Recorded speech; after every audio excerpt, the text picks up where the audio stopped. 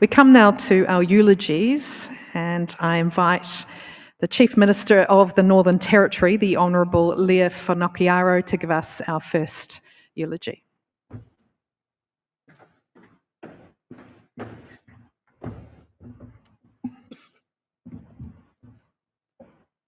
Good morning, everyone. Today we farewell a proud Territorian, a leader, a statesman, and a man of deep conviction. A devoted husband to Sandy, a loving father to Corinne and Amalia, and a cherished grandfather to Reuben, Hamish, and Grace. Grant Tambling dedicated his life to serving the Northern Territory and Australia. His life was one of public service, but more importantly, it was a life dedicated to making a difference, whether it was in the halls of Parliament, across our vast communities, or through the countless individuals whose lives he touched. Grant was more commonly known by his friends as Tambo and was born in 1943 in Wondai, Queensland. He was the eldest of 3 children. After his father's army service, the family permanently moved to the Northern Territory in 1946, where Grant's roots in the Territory deepened. He attended Darwin Primary School, Darwin High School, and later Adelaide Boys High School, matriculating in 1960. After completing his studies, Grant worked and studied by correspondence for 4 years before he moved to Sydney, where he joined the AMP Society as an insurance sales agent. While in Sydney, he met his future wife and love of his life, Sandy, a trainee nurse, and they married in 1969. Grant's deep connection to the Territory remained strong, and he returned home to work in Darwin, Arnhem Land, and Gove.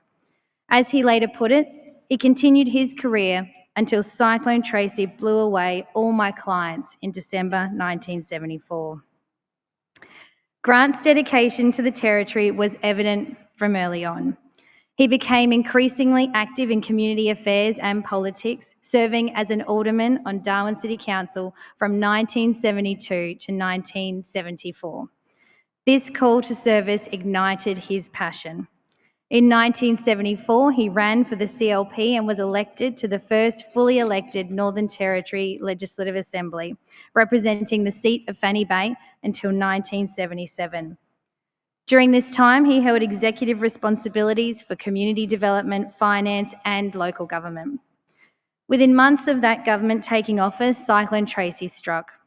His involvement in the Consultative Committee on Constitutional Development and the Darwin Reconstruction Commission in its aftermath highlighted his dedication to rebuilding and advancing the Territory.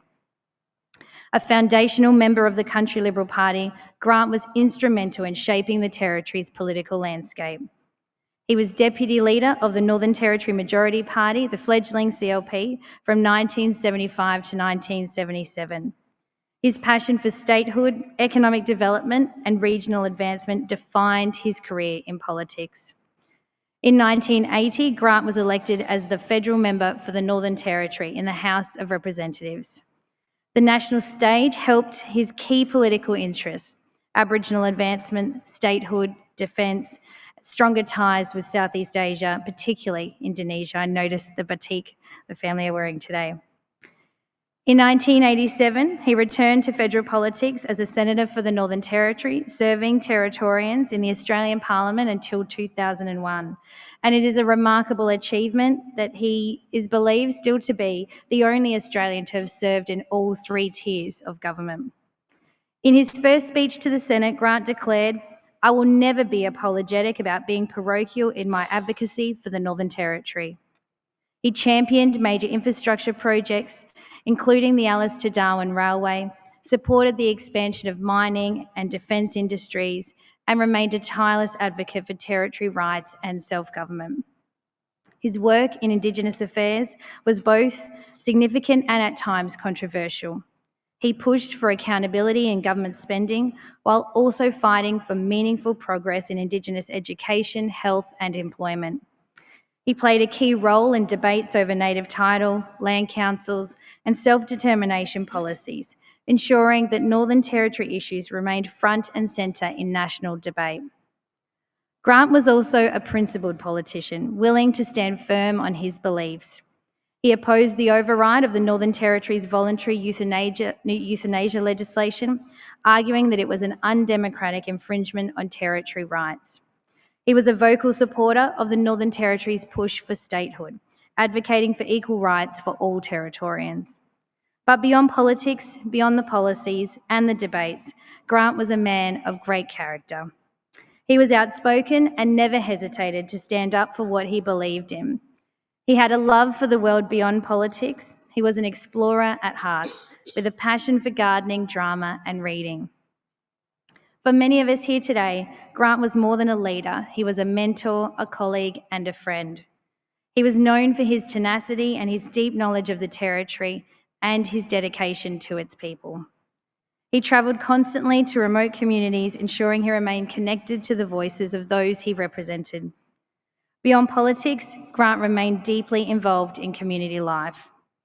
After retiring from the Senate, he took on various advisory roles, chaired reviews on public policy, and served as the Administrator of Norfolk Island from 2003 to 2007.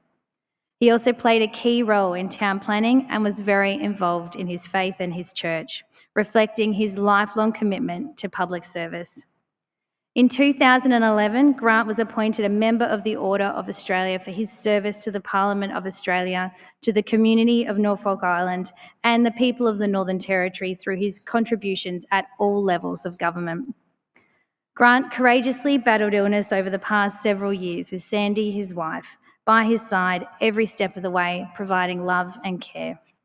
Their bond was a testament to the strength and resilience and deep devotion they had for each other. Grant passed away at the age of 81, leaving behind a legacy of leadership and service. Above all, he was a devoted family man. To his wife Sandy, his children Corinne and Amalia, and his grandchildren Reuben, Hamish and Grace, to the extended family, we offer our deepest condolences to you all. Today we say farewell to a proud Territorian who gave so much to this place and its people. But we also celebrate a life well lived, a life of service, leadership, and commitment to the Northern Territory. To Grant Tambling, we offer our deepest gratitude and honour you with this state funeral. To all who knew him, worked alongside him, and were inspired by him, let us continue his work by striving for a stronger, fairer Territory. Rest in peace, Grant.